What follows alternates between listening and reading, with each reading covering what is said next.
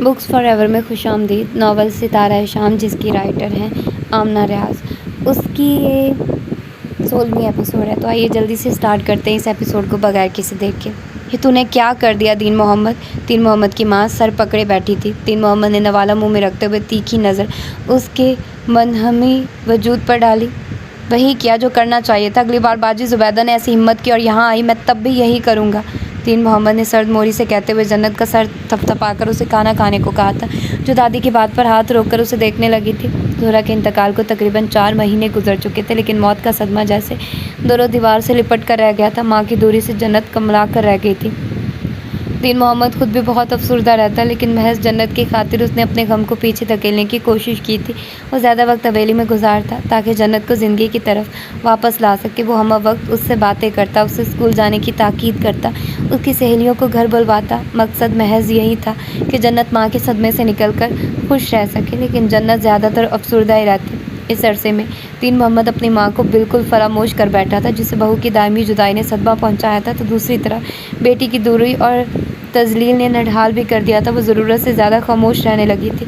پورے دن میں بامشکل 5 یا 6 ایسے جملے ہوتے جو اس کے لبوں سے ادا ہوتے۔ دین محمد کے حکم کے مطابق وہ ملازماؤں سے گفتگو سے اعتراض برتتی تھی۔ یہ حکم وہ زہرہ کی زندگی میں ہی دے چکا تھا، صرف بوقت ضرورت بات کرتی۔ سارا دن وہ کمروں میں اور دالان میں چکر کاٹتی رہتی۔ اس کی ایسی حالت دیکھ کر کبھی کبھار دین محمد شرمسار ہو کر ماں کی طرف متوجہ ہوتا اور بہتر طریقے سے اس کی دیکھ بھال کرنے لگتا، زیادہ سے زیادہ باتیں کر کے اس کا دل بہلانے کی کوشش کرتا۔ لیکن پھر اچانک دین محمد کی ماں کو اس کی بیٹی یاد آ جاتی اور وہ کوئی ایسا ہی سوال کر دیتی جو دین محمد کو بہن کے ساتھ ساتھ ماں سے بھی متنفر کر دیتا۔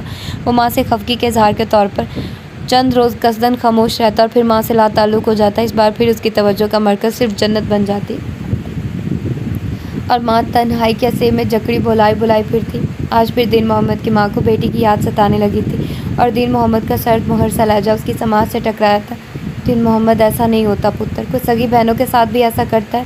ماں منمنائی تھی۔ اگر کوئی سگے بھائی کے ساتھ ایسا کر سکتا ہے، اس کی بیوی اور بیٹی کو بد دعائیں دے سکتا ہے، تو پھر کوئی سگی بہنوں کے ساتھ بھی ایسا کر سکتا ہے؟ اس نے رخائی سے کہا تھا۔ ہو سکتا ہے جنت نے جھوٹ بولا ہو، ماں نے ڈرتے ڈرتے کہا۔ میں نے کہا تھا میری جنت جھوٹ نہیں بولتی، دین محمد نے درشتی سے کہا۔ اس معصوم کی طرف دیکھ اماں، تجھے لگتا ہے یہ نعمانی جھوٹ بول سکتی ہے؟ چل اچھا جھوٹ نہ صحیح، پر اسے سننے میں غلطی تو ہو سکتی ہے، بچی ہے، کیا پتہ پھپھی نے کچھ کہا ہو، اس نے کچھ سنا، یعنی گھما پھرا کر الزام میری بچی پر ہی آنا ہے۔ دین محمد نے غصے سے نوالہ پلیٹ میں پٹک دیا۔ اماں مجھے ایک بات بتا، تو رہتی میرے گھر میں، روٹی میری دی ہوئی کھاتی ہے، کپڑا میرا دیا پہنتی ہے، پھر بھی تجھے اپنی بیٹی سچی اور میری بیٹی جھوٹی لگتی ہے؟ اب بوڑھی ماں کو روٹی کا تانا دے گا دین محمد؟ نہ اماں، میری اتنی مجال کہاں کہ تجھے تانے دوں، تانے تو دے مجھے، چیزیں مار میرے منہ پر، جس نے تیری بیٹی تجھ سے الگ کر دی۔ ہونا تو یہ چاہیے تھا میں اسے سر آنکھوں پہ بٹھاتا اور کہتا لے باجی، بھر جائے تو تیری بکواس سن کر اللہ کو پیاری ہو گئی، بھانجی کو اپنے ہاتھوں سے زندہ دفنا دے۔ دین محمد کا دماغ بالکل الٹ چکا تھا۔ دم سے نڈھال ماں گہرے گہرے سانس بھرنے لگی۔ میں یہ کب کہتی ہوں دین محمد، لیکن کوئی راستہ تو نکالا جا سکتا تھا۔ وہ بڑی بن کے غصہ دبا کے آ گئی تھی۔ تو بھی دل بڑا کر لیتا، پر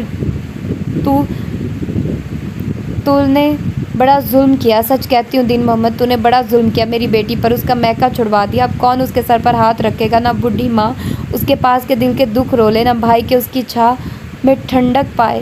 حق ہاں، بڑا ظلم کیا تو نے۔ کوئی سرد گرم آیا تو کس کے پاس جائے؟ ماں سر پر ہاتھ رکھ کر جیتی جاگتی بیٹی کو رونے لگی۔ بات سن اماں، یہ ایک کام کر، تجھے بیٹی کا غم ستا رہا ہے تو اسی کے پاس جا کر رہ۔ ہاں میں نے دیکھا ہوا ہے باجی زبیدہ کا گھر، چوہے کے بل جتنا گھر میں رہنے والے وہ غریب لوگ، اتنی جگہ تو نکال لیں گے، تو وہاں رہ لے، جا کر اسی کو بتانا کہ وہ سچی تھی اور میری بیٹی جھوٹی۔ مجھے تو اس بات سے دلچسپی نہیں، کیونکہ جانتا ہوں میری بیٹی سچی ہے، وہ کبھی جھوٹ نہیں بولتی۔ ایسی معصوم بھولی بھالی صورت کی سچائی پر کوئی شک کرے تو اس کی عقل پر شک کرنا چاہیے۔ مجھے تو آسمان سے آ کر اللہ کے فرشتے بھی کہیں کہ جنت نے جھوٹ بولا تو میں یقین نہ کروں، اتنا بھروسہ ہے مجھے اپنی بیٹی پر۔ غصے سے لال چہرہ لیے دین محمد دروازے سے باہر نکل گیا تھا۔ دین محمد کی ماں ہکا بکا رہ گئی۔ کفر نہ بک دین محمد، تجھے اللہ کا واسطہ۔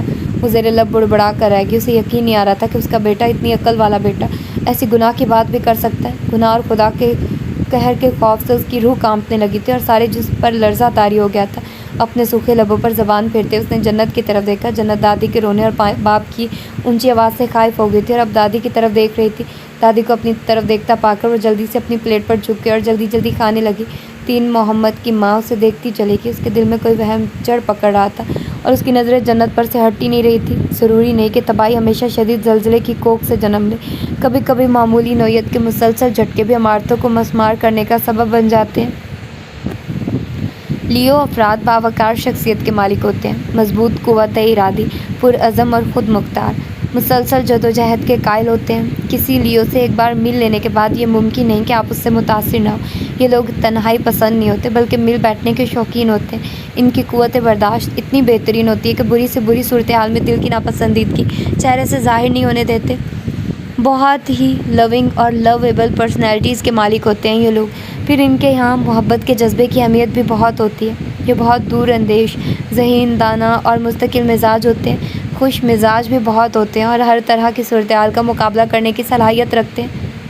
او بھائی، نہ تم لیو نہ میں، نہ ہی مجھے زوڈیک سنگز کے بارے میں جاننے کا شوق ہے۔ پھر آخر کیوں تو اپنا ریسرچ ورک میرے دماغ میں انڈیلنے کی کوشش کر رہی ہو؟ ماوا نے چائے کی پتیلی میں جھانکتے ہوئے اکتا کر پوچھا۔ وہ برنر کے قریب کھڑی تھی جبکہ انیا کچن شیلف پر چڑھی بیٹھی مکس نیمکو کی پلیٹ میں سے چن چن کر مونگ پھلی کھاتے ہوئے اپنی تازہ ترین معلومات سے اسے زبردستی مستفید کرنے کی کوشش کر رہی تھی۔ تمہارا یا میرا سٹار نہ صحیح لیکن کسی کا تو ہوگا، انیا نے خیال ظاہر کیا۔ اس کسی سے مجھے کیا دلچسپی ہو سکتی ہے؟ ماوا نے لاپرواہی سے پوچھا تھا۔ کیا مطلب تمہیں اپنے ماموں سے کوئی دلچسپی نہیں ہے؟ انیا نے قدرے تعجب سے پوچھا۔ تمہارا مطلب فضان ماما کا سٹار لیو ہے؟ ماوا حیران ہوئی۔ بتاؤ، میرے ماموں ہیں، مجھے ہی نہیں پتا، تمہیں کس نے بتایا؟ انہوں نے خود بتایا تھا۔ کمال ہے، ہمارے ماموں نے ہمیں تو کبھی نہیں بتایا۔ ماوا نے چونک کر اور بغور انیا کو دیکھا، وہ اپنی ہی دھن میں تھی۔ ویسے اتنی ساری خصوصیات کے ساتھ ان افراد میں ایک بری عادت بھی ہوتی ہے، ان کا مزاج آتشی ہوتا ہے۔ حیرانی کی بات ہے فضان ماما تو غصہ ورنے لگتے، انیا کہہ رہی تھی۔ ارے توبہ کرو، غصہ تو انہیں ایسا زوردار آتا ہے کہ بڑے بڑے جیدار کام جائے، لیکن تسلی کی بات یہ ہے کہ غصہ سال میں ایک ہی بار آتا ہے، اس لیے مجھے لگتا ہے ان کی بیوی بہت خوش رہے گی۔ بھائی ہر سال چند روز کی ناراضی اور غصہ جھیلنا پڑے گا اور بس، اس کے بعد سکون ہی سکون۔ ارے ہاں، بیوی سے یاد آیا، انہوں نے اب تک شادی کیوں نہیں کی؟ اتنے تو ہے بڑے ہیں، اس نے سادگی سے پوچھا۔ بوڑھے تو نہیں ہیں، ماوا تنک کر بولی، مجھ سے کچھ سال ہی بڑے ہوں گے۔ اپنے ہینڈسم سے ماموں کو بوڑھا کہلوانا اسے بالکل منظور نہیں تھا۔ ایک دفعہ میں نے پوچھا تھا، کہنے لگی ابھی تک کوئی اتنی اچھی نہیں لگی کہ شادی کرتا۔ جس دن پسند کے مطابق لڑکی مل گئی شادی کر لوں گا۔ اور ان کی پسند کی لڑکی کیسی ہے؟ انیا خاصی مشتاق نظر آئی۔ یہ تو پتہ نہیں، اس نے سوچتے ہوئے کہا، پھر جلدی سے بولی، ہاں لیکن میں ان سے کہوں گی۔ انیا پوچھ رہی تھی آپ کو کیسی لڑکی پسند ہے؟ اس نے پتیلی ٹرے میں رکھتے ہوئے نیم سنجیدگی نیم شرارت سے کہا، خبردار میرا نام مت لینا۔ انیا نے جلدی سے کہا، اچھا میں چلتی ہوں۔ وہ چھلانگ لگا کر شیلف سے اترتے ہوئے بولی، مجھے پتہ ہے تمہیں چلنا آتا ہے، اب چپ چاپ اندر چلو، چائے پی کر چلی جانا۔ ماوا نے کہا۔ نہیں ماوا، میں تو یوں ہی آ گئی تھی، چائے پینے کا بالکل موڈ نہیں، باتیں کرنے کا موڈ تھا، لیکن اب تم اپنے مہمان نپٹاؤ، میں بھی جا کر دیکھوں۔ ڈیڈی اگر جاگ گئے ہوں تو بتاتی ہوں کہ توقیر انکل آئے ہوئے ہیں۔ وہ کچن کے مخالف دروازے کی طرف بڑھتے ہوئے بولی، پھر کچھ خیال آنے پر دروازے کے قریب رک کر بولی، سنو ماوا، اپنے ماموں کے سامنے میرا نام مت لینا پلیز، میں نے تو یوں ہی پوچھ لیا، تو وہ کیا سوچیں گے؟ یہ لڑکی میری پسند کے بارے میں اتنی انکوائری کیوں کر رہی ہے؟ اس نے جھجکتے ہوئے کہا اور جلدی سے دروازہ کھول کر باہر نکل گئی۔ مبادہ ماوا کچھ اور کہہ دے، صرف وہی کیوں، میں تو خود ہی سوچ رہی ہوں۔ ماوا نے آنکھیں سکیڑ کر دروازے کی طرف دیکھتے ہوئے دل میں خود سے کہا، پھر اسی پرسوچ انداز میں سرونگ ٹرالی گھسیٹتی کچن سے باہر لے گئی۔ آپ کا بھی جواب نہیں سمینا آپا، کیا ضرورت تھی بس کو ٹکر مارنے کی؟ مجھے فضان نے بتایا اور میں دیکھ کر آ رہا ہوں، بس کا سامنے والا حصہ تو بالکل ڈیمیج ہو گیا، ایسے زبردست ڈنٹ پڑے ہیں کہ کیا بتاؤں۔ توقیر صاحب کی سنجیدگی سے کہی ہوئی بات کے جواب میں کہہ کے بلند ہوئے تھے، یہ فضان اور ماوا کم تھے میری ٹانگ کھینچنے کے لیے کہ تم بھی آ گئے؟ سمینا نے ہلکی مسکراہٹ کے ساتھ شگفتگی سے جواب دیا۔ ابھی کل ہی ماوا کہہ رہی تھی ممی، جہاں آپ گری تھی سنا ہے وہاں سڑک پر گڑھا پڑ چکا ہے، ٹریفک کے آمد و رفت میں اچھا خاصا خلل پڑ رہا ہے۔ اس پر فضان کہنے لگا، اب اس بات کا ذکر کسی اور سے مت کرنا، کسی کو بھنک بھی پڑ گئی کہ وہ گڑھا آپا کی وجہ سے پڑا تو حکومتی املاک کو نقصان پہنچانے کے جرم میں آپا دھر لی جائیں گی۔ میں ایک ہفتہ بعد دبئی جا رہا ہوں، تم کہاں آپا کو چھڑوانے کے لیے تھانے اور عدالتوں کے چکر لگاتی پھرو گی؟ بتاؤ، آپا اتنا زخمی ہو گئے، 7 دن اسپتال میں رہ آئی، اب تک بازو پر پلاسٹر لگائے گھوم رہی ہے، اور یہ ہے کہ آپا سے زیادہ سڑک اور بس کی فکر میں ہلکان ہو رہے ہیں۔ سمینا نے آڑے ہاتھوں سب کو لیا۔ فضان تو لگتا ہے آج کسی اور ہی فکر میں ہلکان ہے۔ توقیر صاحب نے توپوں کا رخ فضان کی طرف موڑا۔ کیوں میاں، ہمیں بھی تو اس فکر کا نام بتاؤ۔ انہوں نے شرارت سے کہا۔ فیضان چائے کا کپ ہاتھ میں لیے واقعی کسی گہری سوچ میں تھے۔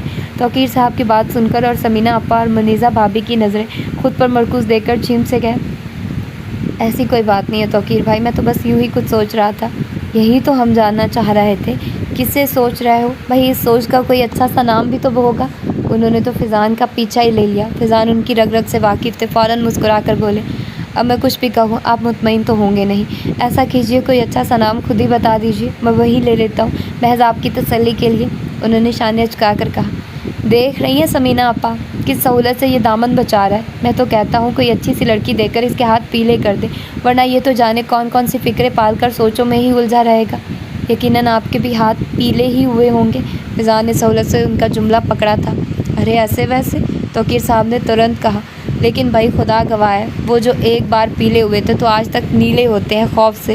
اس بات پر ایک اور کہکا بلند ہوا۔ یہ الگ بات کہ جھمٹنے کی باری اس بار منیزہ کی تھی۔ توبہ ہے، پتہ نہیں ان مردوں کو ہمہ وقت خود کو مظلوم ثابت کرنے کا شوق کیوں رہتا ہے، چاہے صبح سے شام بیوی کی دوڑ لگوائے رکھے۔ منیزہ نے خفگی سے توقیر صاحب کو دیکھتے ہوئے کہا، ذرا فیضان کی شادی ہو لینے دو، پھر ہم دونوں خوب اچھی طرح سے اس سوال پر غور کرنے کے بعد اس اہم سوال کا جواب دیں گے۔ مجھے تو معاف رکھیے، آپ کا جواب تیار کروانے کے لیے میں اپنے سکون اور آزادی کی قربانی نہیں دے سکتا۔ فیضان نے جلدی سے کہا، وہی حد ہے، تم سے کس نے کہہ دیا شادی سکون اور آزادی کی بربادی ہے؟ یہ تو بڑا خوبصورت رشتہ ہوتا ہے یار، انسان خود کو مکمل محسوس کرنے لگتا ہے، ورنہ بنا شادی کے بھی کوئی زندگی ہے جیسے بنا گیئر کی گاڑی۔ کم گو توقیر صاحب بہت دھیمی آواز میں بول رہے تھے، مفادہ بیوی کے کان میں آواز پڑ جائے اور بعد میں اتراتی پھرے کہ بھائی بلا واسطہ ہمیں ہی سراہا جا رہا تھا۔ لیکن بات ایسی تھی کہ فیضان کی ہنسی چھوٹ گئی، وہ دیر تک محظوظ ہوئے۔ میں بتاتا ہوں بھابھی کو آپ کے نیک خیالات سے وہ بھی تو فیض یاب ہو۔ یعنی بلیک میلنگ؟ توقیر صاحب رتی بھر بھی متاثر نہ ہوئے۔ بتا دو یار، کیا فرق پڑتا ہے، اتنے سال ہو گئے ہماری شادی کو، تمہارا کیا خیال ہے؟ تمہاری بھابھی اب تک ہمارے خیالات سے واقف نہیں ہوں گی؟ توقیر صاحب شگفتگی سے بولے تھے۔ منیزہ نے گلا کھنکھار کر انہیں متوجہ کیا۔ محفل میں بیٹھ کر دھیمی آواز میں گفتگو کرنا بد تہذیبی کے زمرے میں آتا ہے، انہوں نے بتایا۔ میں ذرا بیویوں کے فوائد پر روشنی ڈال رہا تھا۔ توقیر صاحب نے کہا، جی ہاں، آپ کو تو بڑا عبور ہے اس موضوع پر، ذرا ہمیں بھی تو بتائیے، کتنی بھگتائے بیٹھے ہیں؟ منیزہ جل کر بولی۔ ایک کے بعد دوبارہ ہمت نہیں ہوئی، انہوں نے مسکین سی شکل بنا کر جواب دیا۔ سمینہ اور فیضان محض ہنسنے والوں میں شامل تھے۔ اچھا بھائی، مذاق برطرف، فیضان کو ڈرائیے نہیں، بیچارہ سمجھے گا بیوی بڑی مصیبت قسم کی چیز ہوتی ہے۔ مذاق؟ توقیر صاحب نے اچنبھے سے کہا، میں 100% سنجیدہ ہوں بیگم۔ وہ فیضان کے ہاتھ پر ہاتھ مار کر ہنس پڑے۔ اور میرے لیے کیا حکم ہے؟ یعنی آپ کے کس بیان پر یقین کیا جائے؟ فیضان نے شرارت بھرے انداز میں پوچھا۔ بات کچھ یوں ہے فیضان، توقیر صاحب نے کوشن کمر کے پیچھے سیٹ کرتے ہوئے کہا، کہ سارے شادی شدہ افراد کی سائیکالوجی بڑی عجیب ہوتی ہے، ان سے کوئی کوارا خوش و خرم برداشت نہیں ہوتا، خواہ مخواہ کا حسد ہونے لگتا ہے کہ ہمارے سر پر تو بیوی نام کی تلوار تو ہمہ وقت لٹکتی ہے، یہ کوارا کیوں خوش ہے؟ چلو اس کی بھی شادی کرواؤ۔ لیکن جو ہی وہ کوارا شادی کرنے کے لیے راضی ہوتا ہے تو ہمیں اس پر ترس آنے لگتا ہے کہ اس کی زندگی سے خوشی اور سکون ختم ہونے والا ہے، تب ہم دل کے ہاتھوں مجبور ہو کر بےساختہ تاریک پہلو دکھانا شروع کر دیتے ہیں شادی کے۔ دونوں ہنسنے لگے۔ اوہو توقیر، بس کر دے پلیز، فیضان تو پہلے ہی شادی کا نام نہیں لے رہا، آپ اور ڈرا دیں۔ واقعی توقیر، تم ہی اسے سمجھاؤ، میں تو کہہ کر تھک گئی، آخر کب کرے گا شادی؟ سمینہ نے کہا۔ تو آپ کس انتظار میں ہیں؟ میں تو پہلے ہی کہہ رہا ہوں، کوئی اچھی لڑکی دیکھ کر اس کے ہاتھ پیلے کر دے۔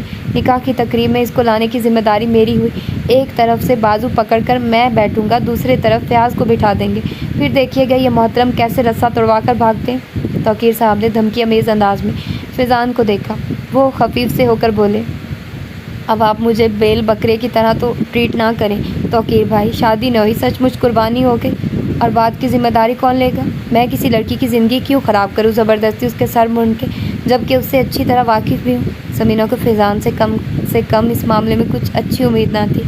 ایسا لاپرواہ تو نہیں ہے، میرا خیال ہے ذمہ داری نبھا لے گا۔ توقیر نے جانچتی نظروں سے فیضان کو دیکھا، جو سر جھکائے جیسے ہر بات سے بے نیاز بیٹھے تھے۔ ذمہ دار تو وہ ہے، لیکن ساتھ ہی ضدی بھی بہت ہے، اور اب سے نہیں بچپن سے۔ ایک مرتبہ سخت سردیوں میں تربوز کھانے کی فرمائش کر دیا، بتاؤ ایسی ٹھٹھا دینے والی سردی میں تربوز کہاں تلاش کیا جائے؟ فیضان بھائی پورے 3 دن تک منڈی چھانتے پھرے کہ تربوز مل جائے گا، تربوز کو نہ ملنا تھا سو نہ ملا، اور نہ یہ ٹلا، چوتھے روز روح افزا گھول کر پلایا کہ یہ تربوز نہ صحیح اس کا جوس ہی صحیح، تب اس نے ضد چھوڑی۔ خدا را سمینہ آپا، میرا بچپن گزر چکا، اب بچپن کے قصوں کو بھول بھی جائیے، فیضان نے شرارت سے کہا تھا۔ तुम ने तो बचपन की ज़िद अब तक न छोड़ी, एक बार जिसका नाम लिया था उसी का गम सीने से लगाए बैठे हो। समीना बेसाख्तगी से बोली। मैं इस बारे में बात नहीं करना चाहता, फिज़ा ने अपनी जगह छोड़ते हुए तेज़ी से कहा। आइए तौकीर भाई, बाहर चल के बात करते हैं। बाहर जाने की ज़रूरत नहीं है। नहीं करती मैं बात, समीना ने खफकी से कहा। फिज़ा ने नाराज़ी से उन्हें देखा, फिर मसलहतन बैठ रहे तो तौकीर साहब ने एक नज़र दोनों बहन भाई को देखा। तुम तो यार खफा ही हो गए। खफकी की बात नहीं है तौकीर भाई, बस मैं इस बारे में बात नहीं करना चाहता, फिज़ा ने सादगी और कतियत से कहा था। मैं दानियाल हसन के बारे में सोच रहा था। अच्छा, फिर किस नतीजे पर पहुंचे? तौकीर साहब ने मनीज़ा और समीना आपा को देखते हुए कहा था। सभी दांस्ता गुफ्तगू का रुख बदल चुके थे। तौकीर भाई, मुझे दानियाल हसन के बारे में कोई बात खटक रही है, फिज़ा ने उलझन अमेज़ अंदाज में कहा। इस बात की क्या गारंटी है कि एक बार इनकार करने के बाद वो दोबारा ऐसा नहीं करेंगे? अगर कुछ अर्सा बाद उन्होंने कोई एतराज़ किया तो? उन्होंने दांस्ता जुमला अधूरा छोड़ दिया। वो ऐसा कुछ नहीं करेगा जो मैं कह रहा हूँ, तौकीर साहब ने चाय का कप उठाते हुए कहा, जो मावा ने सर्व किया था। मैंने इसीलिए कुछ रोज़ बाद दुबई जाने का फ़ैसला किया कि पहले दानियाल हसन साहब का इरादा मालूम कर लूँ, फिर दुबई जाकर फैक्ट्री के इंतज़ामात देखूँ। बात यह है तौकीर भाई, समीना आपा हमेशा मेरी बहन रहेगी और ज़ाहिर है उनकी बेगम भी उनके साथ रहेंगी। ऐसा ना हो उनका कोई वहम हमारे कारोबारी मरासिम पर असरअंदाज हो के गो के होना तो नहीं चाहिए। दानियाल ऐसा कुछ नहीं करेगा फैज़, मैंने उसे बड़ी अच्छी तरह जानता हूँ। थोड़ा सा जज्बाती ज़रूर है लेकिन बेअकल कतई नहीं। उसे दोबारा इनकार करना होता तो इस बार हामी भरता ही नहीं। देख ले तौकीर भाई, मैं सिर्फ आपकी वजह से इस काम में हाथ डाल रहा हूँ, वरना सच तो यह है कि दानियाल साहब की तरफ से मेरा दिल मुतमईन नहीं है। ओहो भाई, अब तुम वहम ना करो, अभी चलते हैं दानियाल की तरफ। मैं इसीलिए आया हूँ कि आज फाइनल डिस्कशन हो जाए, या स्ट्रेटजी तो ज़रूर प्लान कर ले, फिर लेबर हायर करना भी एक काम होगा। उनके कहने पर फिज़ान बिना कोई अगला एतराज़ उठाए सारे लाने लगे। ये अलग बात के दिल हनूस इसी एक नुक्ते पर अटका हुआ था, लेकिन थोड़ी देर बाद जब दानियाल हसन से मुलाकात हुई तो उनके खदशात बहुत हद तक ख़त्म हो गए, क्योंकि दानियाल हसन बहुत अच्छे तरीके से मिले और फिज़ान का बाखूबी खैर मुकद्दम किया, बल्कि फ़ैक्ट्री के मामलात में भी भरपूर दिलचस्पी ज़ाहिर की थी। फिज़ान वापस आए तो बेहद मुतमईन हो चुके थे। दूसरी जानिब दानियाल हसन कहीं दिल ही दिल में ये नुक्ता समझ चुके थे कि उनकी नाराज़ी, उनकी चपकलिश या उनकी झुंझलाहट सरवत के लिए, फिर सारी दुनिया से मुंह मोड़ने का फ़ायदा। कारोबार तो करना है, रुपया तो कमाना है, दोगलापन है तो चलो यूं ही सही। फैमिली लाइफ तबाह हो रही है, हो जाने दो। बच्चों पर बुरा असर पड़ेगा। बच्चे अब बच्चे भी तो नहीं रहे, बड़े हो गए, समझ सकते गलती किसी की थी। हम तो भाई नाराज़ी भी निभाएंगे, दुनियादारी भी करना पड़ेगी और अपना खून भी जलाएंगे। दानियाल हसन सब कुछ सोच चुके थे।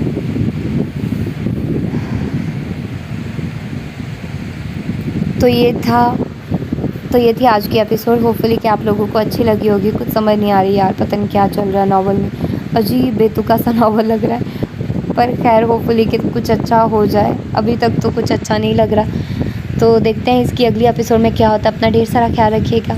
अल्लाह हाफिज़।